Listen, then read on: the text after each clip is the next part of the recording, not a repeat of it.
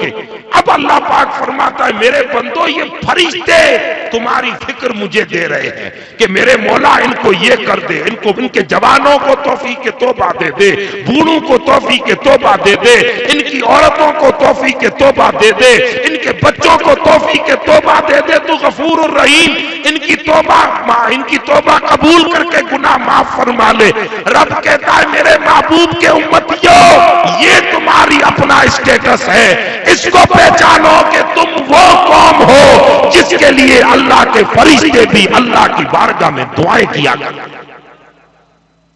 اور اللہ پاک ہمیں توفیق دے، اس دور میں اللہ پاک نے ہمیں ایک تحریک صدیقی کے نام سے ایسی تحریک دی ہے، جامعہ صدیقیہ کے نام سے ایک جامعہ دیا ہے۔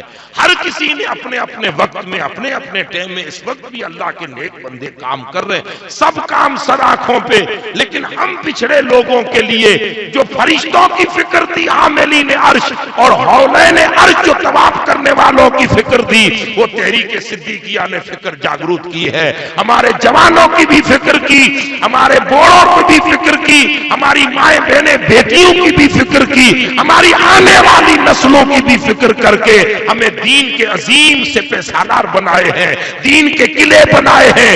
یہ وہ تحریک صدیقی ہے کہ جو صحابہ کرام کے فیضان سے حضور کی، اللہ کے حضور کی امت کی فکر جو فرشتے کر رہے ہیں، اسی فکر کو زمین پر یہ بھی دوہرا رہے ہیں۔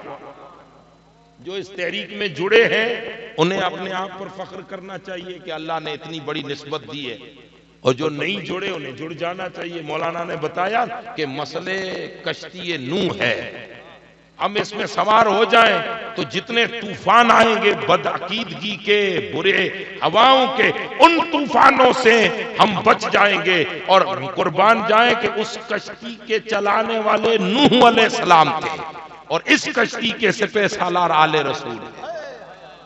اور حضور نے فرمایا میرے اہل بیت کی مثال کشتی نوح جیسی ہے، میری اہل بیت کی مثال کشتی نوح جیسی ہے۔ اللہ نے ہمیں کشتی بھی دی ہے تحریک صدیقی کی شکل میں، پلیٹ فارم بھی دیا ہے، اور ملا بھی بہت بڑا حضور نبی اکرم کے خاندان کا شہزادہ عطا فرمائے۔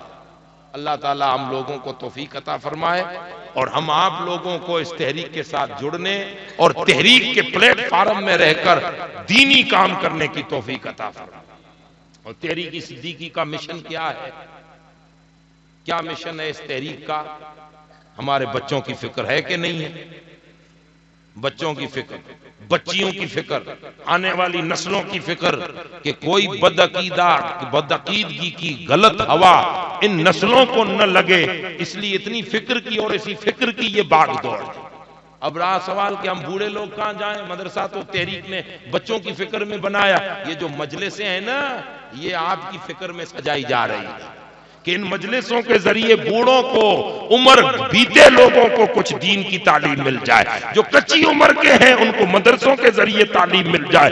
تو یہ سب فکریں لے کر تحریک صدیقی چل رہی ہے۔ اللہ پاک ہمیں تو ماننا پڑے گا کہ تحریک صدیقی اپنی فکر والی نہیں، فکر تو پیر صاحب کی ہے، لیکن ان کو سوجی ہے جب اللہ نے دماغ میں اپنے محبوب کا نور عطا فرمایا، تب تو فرشتوں والی سوچ ان کو اللہ نے عطا فرمائی۔ اللہ تعالیٰ ہم آپ لوگوں کو توفیق دے، اور ایسے جلسوں میں اس تحریک سے جڑے رہنے، وفاداری کے ساتھ جڑنے کی اللہ توفیق عطا فرمائے۔